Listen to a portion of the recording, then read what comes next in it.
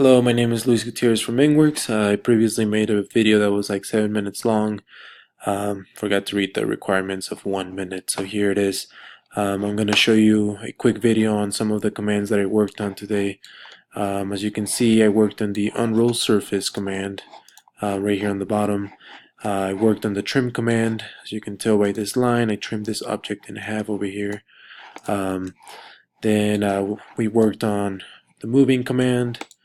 We also worked on the copy command. Originally, this object here was a copy of this object.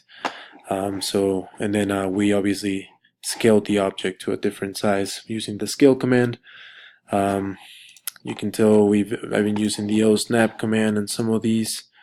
And then we just went over the rotating command on some of these objects to show how to rotate.